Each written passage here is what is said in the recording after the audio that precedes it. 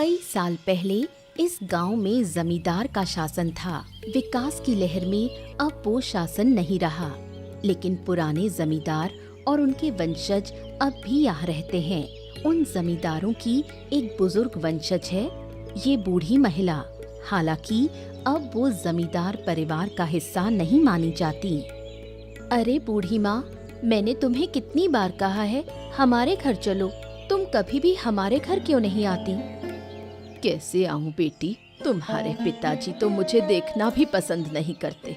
तुम लोग बड़े लोग हो ना, इसलिए। तो क्या हुआ, अमीर गरीब सब एक जैसे ही तो हैं। वैसे भी तुम लोग तो हमारे ही खानदान के हो, है ना? खानदान के होते हुए भी हम गरीब हैं, इसलिए कोई हमें जमींदार का वंशज नहीं मानता। तुम्हारे पिताजी तो बिल्कुल भी नहीं। ऐसी बातें सुनकर अच्छा नहीं लगता बूढ़ी माँ। क्या हमारे दोनों परिवार एक नहीं हो सकते? सब मिलकर साथ क्यों नहीं रह सकते? तुम्हारे पिताजी और भाई में बहुत अहंकार है, इसी वजह से वो हमसे मिलना नहीं चाहते, वरना हमें कोई दिक्कत नहीं। काश वो दिन जल्दी आए जब हमारे दोनों परिवार एक साथ खुशी खुशी रह सके। ऊपर वाले से दुआ कर बेटी, वो दिन जल्द आए। अगर सब साथ रहेंगे तो हमें बहुत अच्छा लगेगा। वो दिन जरूर आएगा बूढ़ी माँ, हम ही लाएंगे वो दिन। तुम देखना, सब बहुत खुश होंगे।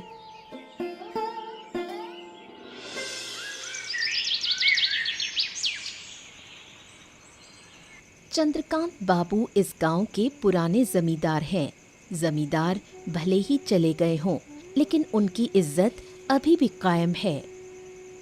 पिताजी, मैं क्या कह रहा हूँ कि आपने उस पोखर के पास की जमीन के बारे में क्या सोचा है? वो जमीन, उसके बारे में तो अब तक कोई फैसला नहीं किया, लेकिन सोच रहा हूँ कि वो जमीन मैं अपने कब्जे में ले लूँ। वैसे तू क्या सोचता है? हाँ, मतलब मुझे भी यही ठीक लगता है। वैसे भी आसपास की सारी जमीन तो हमारी ही है, वो जमीन भी मिल जाए तो और भी अच्छा होगा। हाँ, इतनी जमीन होते हुए भी वो जमीन चाहिए, क्योंकि वो हमारे दुश्मनों की जमीन है। इसीलिए तो मैं जल्दी से उसे हथियाने की तैयारी कर रहा हूँ। बस तुम बाकी सब संभाल लेना। हाँ हाँ हाँ, तू इसकी चिंता मत कर। तू जमीन कब्जाने की कोशिश कर, बस बाकी झगड़ा फसाद मारपीट सब मैं देख लूंगा, ठीक है? लेकिन पिताजी, इस गांव में आपकी एक इज्जत है। अगर आप एक छोटी सी जमीन के लिए झगड़ा करोगे तो आपकी इज्जत खराब हो जाएगी। अरे अगर वो इज्जत खराब भी हो गई तो क्या हुआ, मैं दोबारा बना लूंगा, इसमें कौन सी बड़ी बात है? तो फिर ठीक है, चलिए उन लोगों की जमीन अब आखिरकार छीन ही लेते हैं। वैसे भी उन्हें इतनी शांति से रहता देखकर मुझसे सहा नहीं जाता। तो ठीक है, उन्हें शांति देंगे हम। वो जो कुछ हमारे साथ कर चुके हैं, क्या हम भूल गए?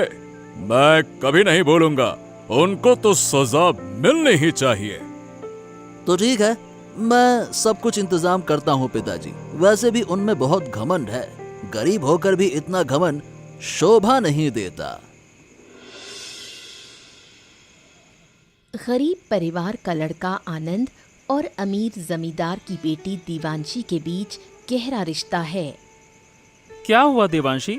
कल शाम मैं तुम्हें मिलने के लिए इतना कह रहा था और तुम आई ही नहीं, ये क्या बात हुई? कैसे आती, पूरी शाम तुम्हारी माँ के साथ बैठी बातें कर रही थी। वो तो छोड़ने का नाम ही नहीं ले रही थी। तो क्या हुआ? तुम कह देती कि तुम्हें जरूरी काम है, बस। क्यों कहती? तुम्हारी माँ से बातें करना मुझे अच्छा लगता है। आखिर भविष्य की सासू माँ है ना। ओहो, हो गई सासू माँ की बातें। अरे बेटे को तो वक्त देती नहीं हो, सासू माँ को देती रहती हो, माँ बात करती हो। अरे नाराज मत हो, तुम्हारी माँ से जरूरी बातें कर रही थी, हमारे दोनों परिवारों के एक होने की। हाँ, ये शायद कभी हो ही नहीं सकता। हमारे दोनों परिवार कभी भी एक नहीं होंगे। तुम्हारी माँ तो कह रही थी कि तुम्हारे परिवार को कोई समस्या नहीं है, सारी दिक्कत तो हमारे परिवार को लेकर है। जिसके पास ज्यादा पैसे होते हैं उसमें घमंड भी आ जाता है, और तुम जानती हो घमंड पतन की जड़ है। मुझे कहने से क्या होगा? क्या मैंने कभी घमंड किया? इसी वजह से तो मुझे मेरे पापा और भाई पसंद नहीं है। हाँ चलो छोड़ो, अब इन बातों का कोई फायदा नहीं है। जब होगा तब देखेंगे। अगर अभी से नहीं सोचेंगे तो कब सोचेंगे? अरे तुम चाहे जितना सोच लो, तुम्हारे पापा और भाई इस रिश्ते को कभी भी स्वीकार नहीं करेंगे। नहीं करेंगे तो ना करें, मैं तुम्हारे घर चली आऊंगी। अब मैं जा रही हूँ, मेरे पास ज्यादा समय नहीं है। अरे इतनी जल्दी जा रही हो? वैसे भी हमारी बातें बहुत कम होती हैं, अब मिल रहे हैं और तुम जा रही हो, ये क्या बात हुई?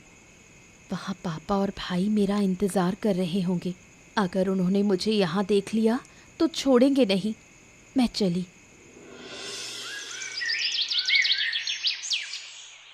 बूढ़ी की बड़ी बहू आरती और अजय की पत्नी पूजा के बीच हमेशा झगड़ा होता रहता है।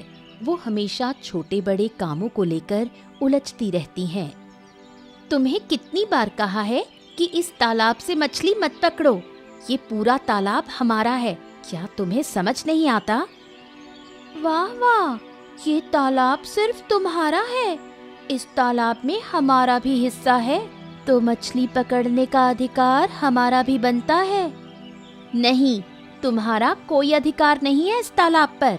तुम लोग इस इलाके में भी मत आना। तुम लोग कहोगे और हम मान लेंगे, ये कभी नहीं होगा। जितना तुम्हारा हक है उतना ही हमारा भी। गरीबों की यही समस्या है, हमेशा दूसरों की संपत्ति पर नजर रहती है। देखो, हम गरीब हो सकते हैं लेकिन तुम लोगों जैसे नीच नहीं। हमें तुम्हारी संपत्ति का कोई लोभ नहीं है, बल्कि तुम लोग ही हमारे हिस्से की चीजें हड़पने की कोशिश कर रहे हो। बहुत बड़ी बातें कह दी। अगर मैंने ये बात जमींदार तक ना पहुंचाई तो मेरा नाम भी पूजा नहीं। जाओ, देखती हूँ तुम्हारा जमींदार हमारा क्या बिगाड़ लेता है। तुम्हारे जमींदार ने आज तक जो किया है गलत ही किया है। अब मैं जा रही हूँ जमींदार बाबू के पास, वही बताएंगे कि अन्याय क्या होता है। बेटा, चावल की क्या कीमत चल रही है?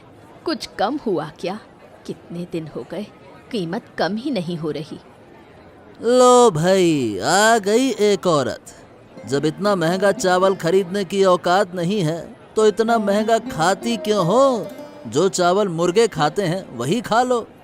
क्या तू मुझे कह रहा है? अरे मैं तुम्हें क्यों कुछ कहूँगा? हम किसी नीच लोगों से बात नहीं करते। असली नीच कौन है अब समझ में आ रहा है। अगर किसी के पास पैसा नहीं है तो वो नीच नहीं होता। आदमी अपने व्यवहार से नीच होता है। क्या तूने मुझे नीच कहा? तेरी इतनी हिम्मत कि जमींदार के बेटे को नीच कह दो? छोड़, तेरी जमींदारी तो कब की चली गई। अब भी जमींदारी का ढोंग करता फिरता है। हमारी जमींदारी नहीं गई है, हम आज भी उसी शान से रहते हैं। लेकिन तुम्हारा हाल तो देखो, भिखारियों से भी बुरा है। बात करती हो। हम भिखारी नहीं हैं, गरीब हैं, मगर किसी के आगे हाथ नहीं फैलाते। पर तुम लोग दूसरों की संपत्ति हड़पते हो। असली भिखारी तो तुम हो। ओ, जबान संभाल के बात करो। हम किसी की भी जमीन नहीं हड़पते। जो हमारा हक है वही हम लेते हैं। मुझे ज्ञान मत दे, मैं तुझसे बहुत पहले से सब देख रही हूँ, जमींदारी भी देखी है। अरे तुम क्या जानोगी, सब दिख ही रहा है। तुमसे बात करके गलती कर दी। पता नहीं कहां कहां से ये भिखारी आ जाते हैं। क्या हुआ? इतनी देर से खामोश क्यों हो? मुझसे मिलने आकर कोई गलती कर दी? क्या तुम गलती करोगी? गलती तो मैंने की है तुमसे रिश्ता बनाकर। ये अचानक क्या हो गया तुम्हें? मुझ पर क्यों गुस्सा हो रहे हो? तुम्हारा बदमाश भाई आज मेरी माँ को बाजार में सबके सामने अपमानित कर रहा था। बताओ, क्या ये सही है? बिल्कुल गलत है। ये मेरे भाई की गलती है, लेकिन तुम मुझे क्यों दोष दे रहे हो? तुम सब लोग ना एक जैसे हो। तुम्हारे परिवार में किसी को अब देखने का मन नहीं करता है, गुस्सा आता है मुझे। ये तो गलत बात है आनंद। मैं हमेशा अपने बाप और भाई के खिलाफ रही हूँ। लेकिन खून तो नहीं बदला ना। जैसे तुम्हारे भाई हैं वैसे ही तुम भी बन जाओगी। क्या बोल रहे हो आनंद? इतने साल के रिश्ते के बाद भी ये सोचते हो? मुझे कुछ नहीं सुनना। सीधी बात है, मैं अपनी माँ का अपमान नहीं सह सकता अब। मेरी भी माँ नहीं रही। तुम्हारी माँ को मैं अपनी माँ की तरह मानती हूँ। तुम मेरे भाई की गलती की सजा मुझे क्यों दे रहे हो?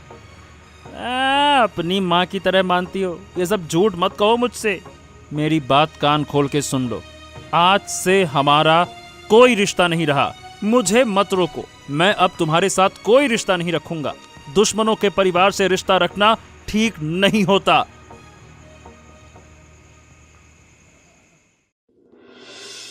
इधर अजय और चंद्रकांत बाबू मिलकर एक नकली दस्तावेज बनाते हैं ताकि जगदीश के पूरे परिवार को बेघर किया जा सके। जैसा कहा था वैसा ही दस्तावेज तैयार किया है ना? हाँ हाँ जी पिताजी, आप देख सकते हैं सब कुछ सही है। पहले सोचा था कि सिर्फ तालाब वाली जमीन लूंगा, लेकिन अब तो पूरा घर ही छीन लूंगा। आपने देखा नहीं पिताजी, उन्होंने कैसे मुझे अपमानित किया। बोले हम दूसरों की जमीन हड़पते हैं। बताइए भला। अब देखेंगे कैसे जमीन हड़पी जाती है। उन्हें सड़क पर लाकर छोड़ूंगा मैं।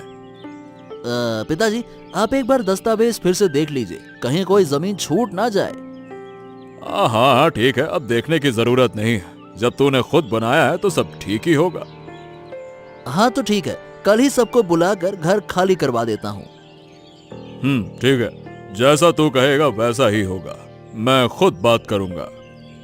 तब तक मैं पूरे गांव में खबर फैला देता हूँ ताकि उनके कानों तक बात पहुँच जाए। जमीन के कागजात के बारे में पूरे गांव को सब पता चल जाता है। ये खबर जगदीश को गांव वालों से मिलती है। वो घबराकर घर वापस आता है। माँ, ओ माँ, अरे कहाँ हो तुम? जल्दी से बाहर आओ, एक बुरी खबर है। माँ! बुरी खबर? फिर से कोई बुरी खबर? ये सुबह सुबह क्या कर रहा है तू? अरे मैं सच कह रहा हूँ माँ, अभी अभी गांव वालों से सुनकर आ रहा हूँ। पर खबर क्या है ये तो बता। क्या हुआ, मुझे सब कुछ साफ साफ बता। सुना है कि हमारे घर की जमीन और मकान के कागजात जमींदार बाबू के पास हैं। उस नकली कागज के आधार पर वो हमसे सब कुछ छीनना चाहते हैं। क्या कह रहा है तू? ये मुमकिन ही नहीं है। हमारे पास तो सारे असली कागजात हैं। अरे तो उनके पास किस चीज के कागज हैं अम्मा? और वो किस बात का दावा कर रहे हैं? हमको घर से निकाल कैसे सकते हैं? ऐसे कैसे निकाल सकते हैं? जरूर उन्होंने नकली कागज बनवाए हैं। हमारे घर से हमें बेदखल करने की कोशिश कर रहे हैं। अरे अब क्या करेंगे माँ? हमारे पास तो कोई रास्ता ही नहीं बचा। हमें हार नहीं माननी चाहिए। हमें ही कुछ करना होगा, वरना हम सब कुछ खो बैठेंगे। हाँ, हे ऊपर वाले, ये तू कौन सा दिन दिखा रहा है? हम तो पहले से ही गरीब हैं। अब अगर घर से भी निकाल दिए गए तो कहाँ जाएंगे भगवान, कहाँ जाएंगे? हिम्मत मत हार बेटा। किसी भी हालत में हम अपने घर और जमीन को बचा कर रखेंगे। पहले देखते हैं कि जमींदार बाबू क्या फैसला लेते हैं अम्मा। फिर हम भी कोई ना कोई कदम तो उठाएंगे ही। ऐसे हार नहीं मानेंगे। ठीक है, वैसे ही करेंगे, लेकिन हमें तैयार रहना होगा। हाँ, सब लोग आ गए हैं तो चलो देखो, मैं इस गांव का जमींदार हूँ। मेरी जमींदारी भले ही चली गई हो, लेकिन गांव में अब भी लोग मुझे जमींदार की तरह इज्जत देते हैं। हाँ बाबू, ये बात तो समझ में आती है, लेकिन हमें इस तरह बुलाने की जरूरत क्या थी? मुद्दे की बात तो बताओ। हाँ, शांत हो जाओ जगदीश, शांत हो जाओ। थोड़ी देर में तुम्हें सब समझ में आ जाएगा कि तुम्हें क्यों बुलाया गया है। अजय, बताओ बेटा, सब कुछ स्पष्ट करो, बताओ। देखो, तुम सबको यहाँ बुलाया गया है ताकि जमीन की सीमा को समझाया जा सके। तुम्हारे और हमारे परिवार के बीच जमीन को लेकर कुछ जटिलता थी नहीं, अब भी है नहीं, थी, क्योंकि अब हमने असली कागज ढूंढ निकाले हैं। अब हमारे पास घर और जमीन के पूरे दस्तावेज हैं। ऐसे कैसे कह सकते हो? ये जमीन हमारी है, सारे असली कागज हमारे पास हैं। जमींदार के आदेश का विरोध मत करो। कौन जमींदार? बार बार जमींदार जमींदार कहकर आप क्या जताना चाहते हैं? आप भूल रहे हैं कि आप अब इस गांव के जमींदार नहीं हैं।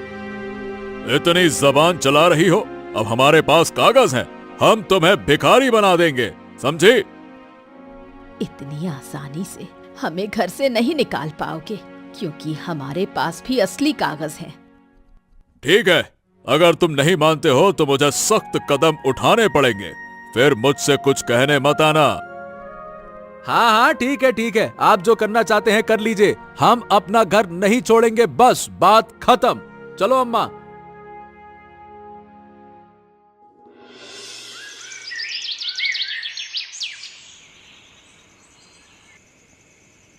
अरे ओ बेटो, घर और जमीन की चिंता करो, वो चंद्रकांत बाबू हमें आसानी से नहीं छोड़ेंगे, वो जरूर कोई उपाय करके आएंगे। ए माँ, इतनी रो मत, हमने तो साफ साफ मना कर दिया ना चंद्रकांत बाबू को। मना कर देने से क्या होता है? अगर उन्होंने नकली कागज बना लिए हैं तो वो हमें जरूर घर से निकाल देंगे।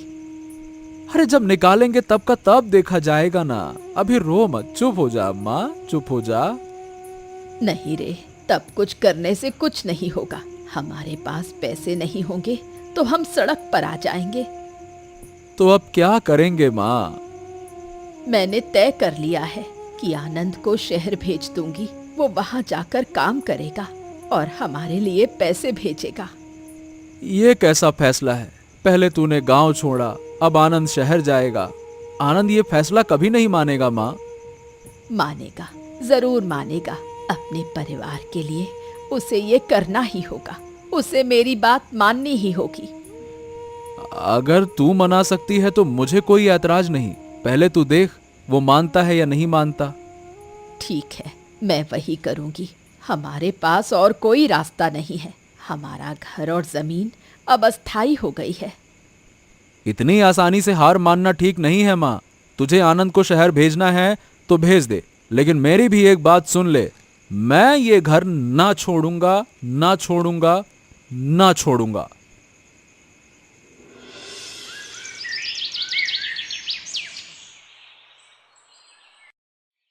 अरे, तुम मुझसे नाराज होकर ये गांव छोड़कर जा रहे हो? मैं तुम्हारे बिना कैसे रहूंगी? मेरा तो मन कहीं नहीं लगेगा। अरे नहीं देवांशी, मुझे तुमसे कोई नाराजगी नहीं है। उस दिन मैं गुस्से में मैंने तुम्हें जो कुछ कह दिया, मैं क्या बोलूं, मैं उसके लिए माफी चाहता हूँ। मुझे वो सब बातें याद भी नहीं, लेकिन तुम मुझे छोड़कर मत जाओ। तुम चले गए तो मैं किसके सहारे जीऊंगी? ओफो, मैं हमेशा के लिए नहीं जा रहा ना, तुम तो सब कुछ जानती हो। अगर अब शहर ना जाऊं तो अपने परिवार को बचा नहीं पाऊंगा। हे ऊपर वाले, ये कैसी परीक्षा है मेरी? क्या हम कभी एक हो पाएंगे? क्या हमारे दोनों परिवारों की दुश्मनी कभी खत्म होगी? हाँ हाँ, तुम चिंता मत करो, मैं जल्द ही वापस लौट आऊंगा और लौटते ही तुमसे शादी करके तुम्हें अपने घर ले जाऊंगा। हाँ, और तुम किसी से शादी मत कर लेना जल्दबाजी में, बता रहा हूँ पहले ही मैं। वो दिन कब आएगा कौन जाने। ओ हो, दुखी मत हो मेरी प्यारी, मैं जल्दी आऊंगा। बस कुछ दिन की तो बात है ना, थोड़े दिन धैर्य रखो, मैं आ जाऊंगा। हाँ ठीक है, जाओ, अपना ध्यान रखना। चलो, अब तुम भी अपना ख्याल रखना। मौसम सही नहीं है, तूफान और बाढ़ आ सकती है, अपना ध्यान रखना। और मैं तुम्हें बहुत याद करूंगा, मैं तुमसे बहुत प्यार करता हूँ। मुझे लेकर चिंता मत करो, यहाँ सब लोग हैं, लेकिन शहर में तो तुम अकेले रहोगे, वहाँ तुम्हारा कौन है? अरे किसने कहा वहाँ मेरा कोई नहीं है, है ना? तुम्हारी यादें तो हमेशा मेरे साथ रहेंगी ना। मैं मान लूंगा कि तुम्हारी यादों में तुम मेरे साथ हो। अब खुश? हंसो हंसो हंसो। अगर तुम जल्दी लौट आओगे तभी मैं खुश रहूंगी, जल्दी आना। अच्छा बाबा, अच्छा ठीक है, मैं जल्दी आऊंगा। चलो अब मैं चल रहा हूँ, देर हो रही है ना।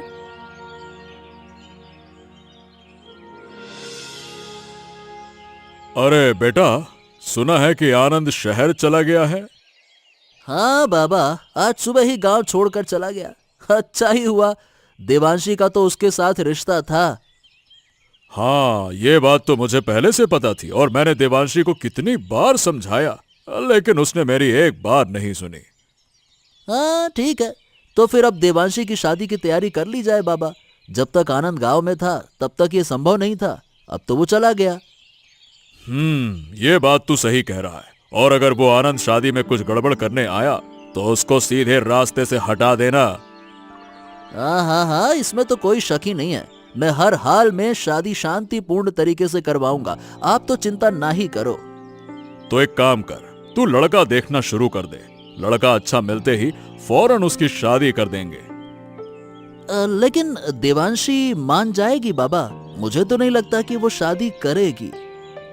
अरे ऐसे कैसे नहीं मानेगी? अगर वो शादी से मना करेगी तो मैं खुद उसको मार डालूंगा। ऐसी अकृतज्ञ बेटी से अच्छा है कि बेटी का ना होना। बड़ी आई शादी के लिए नहीं मानेगी।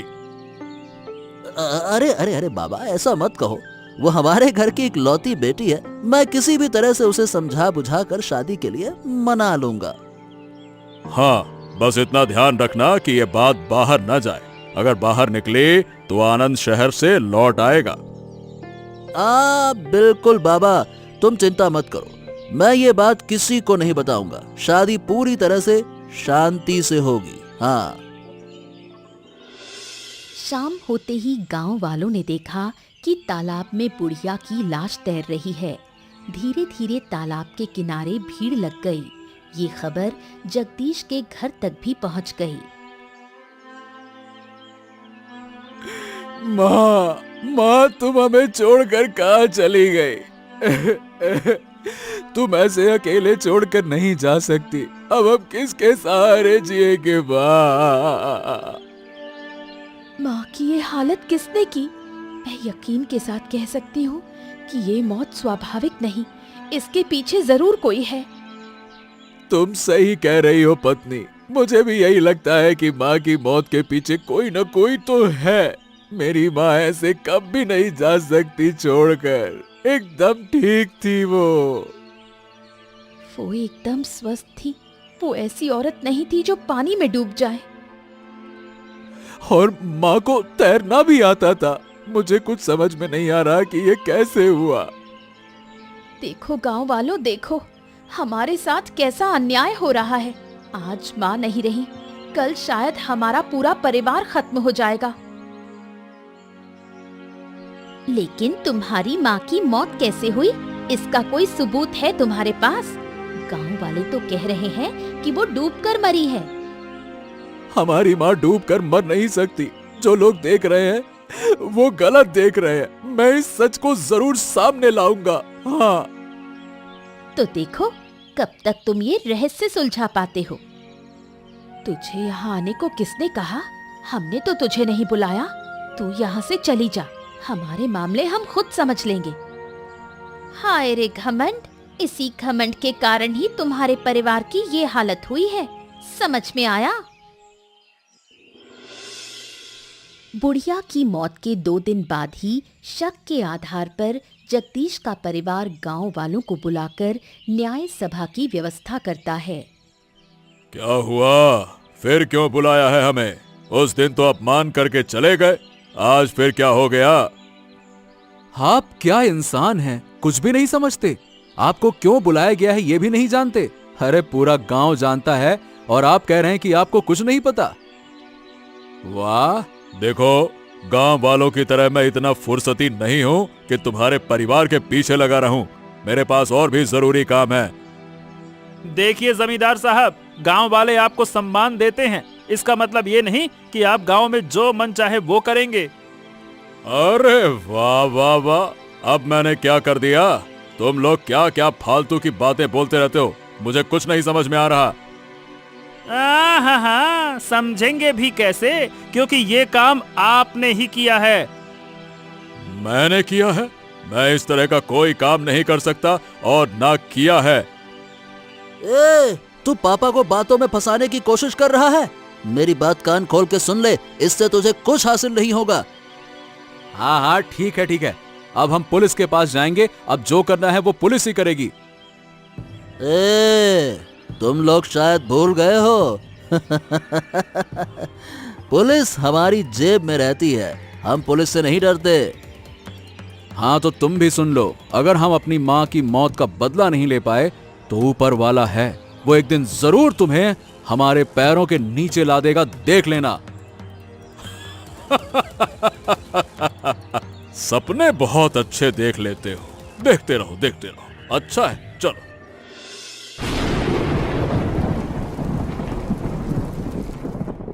देखा अजय, उन गरीबों की हालत, लग रहा है सबके सब बह जाएंगे। अच्छा ही हुआ, ऐसे कीड़े मकोड़े हमारे आसपास नहीं रहेंगे तो और भी अच्छा होगा। जब संकट आया है और हम मुसीबत में हैं, तो आप लोग भी बच नहीं पाएंगे। इतनी खुशी मनाने का कोई फायदा नहीं है। अबे, क्या हम भी तुम्हारे जैसे टीन की छत वाले घर में रहते हैं? हमारे मकान तो देखो, यहाँ पानी कभी नहीं पहुंच सकता। अरे कौन जाने कब क्या हो जाए, ऊपर वाला कब किसे किस हाल में डाले कुछ नहीं पता। तुम भी देखना। अबे जा जा जा, हमारे बारे में सोचने की जरूरत नहीं है, हम खुद ही संभाल लेंगे, पहले अपने बारे में सोच। अरे हमें क्या चिंता है, ऊपर वाला जहां रखेगा वहां शांति से रह लेंगे। हाँ। अरे भले आदमी, ऊपर वाला अगर तुम्हें इतना ही चाहता तो तुम्हें इस मुसीबत में ही क्यों डालता, ये सोच। क्योंकि मुसीबत हर बार नफरत की वजह से नहीं, बल्कि परीक्षा के लिए भी आती है। अरे तुम भी ना बाबा, यहाँ खड़े होकर इस नीच आदमी से ज्ञान ले रहे हो, बेवकूफ कहीं का। अरे पागल है तू, मैं जमींदार आदमी और इन दो कौड़ी के फकीरों से ज्ञान लूंगा है? वही तो, चलो ना बाबा, यहाँ खड़े रहने से कोई फायदा नहीं, अंदर चलो, इन्हें जो होना होगा हो जाने दो, हमें क्या करना है, चलो। लगातार बारिश और नदी के पानी से पूरा गांव डूब जाता है। चंद्रकांत बाबू का घर भी नहीं बच पाता। अब दोनों परिवार एक दूसरे की मदद करते हैं। भैया, पानी की धार हमें हमें बहा रही है, अब क्या होगा?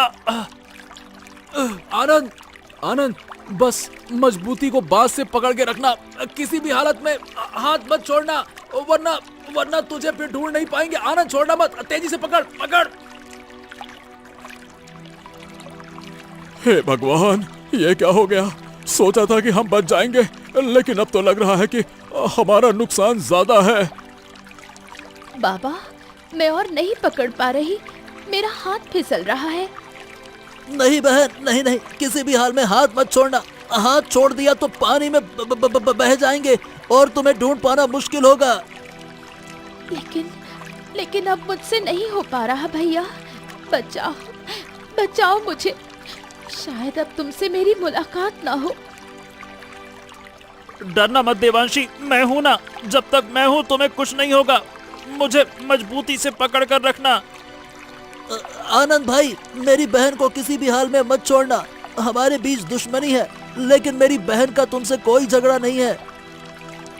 हाँ हाँ, मेरी बेटी को मत छोड़ना, तुम तो उसे प्यार करते हो, बोलो करते हो ना? हाँ मैं करता हूँ, और तुम लोगों जैसा एहसान फरामोश नहीं हूँ।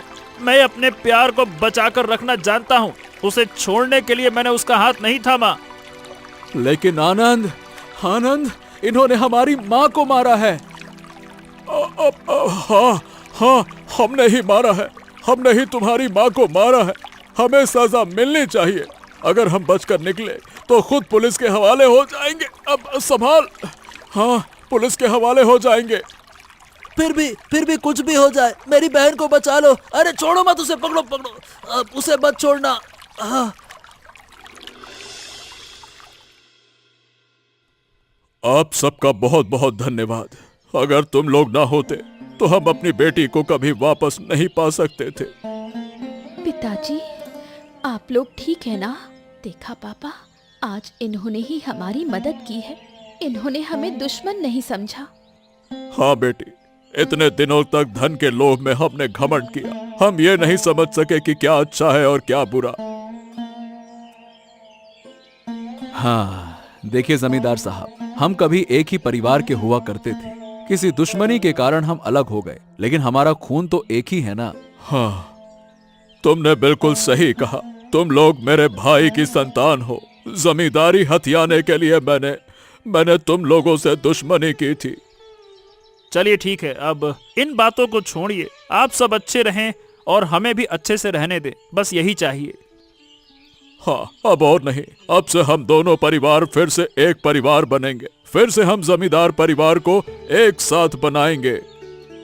लेकिन वो मुमकिन नहीं है। क्यों नहीं होगा? जब पिताजी ने कहा है तो जरूर होगा। आप चिंता मत कीजिए, हम आपका कोई नुकसान नहीं करेंगे।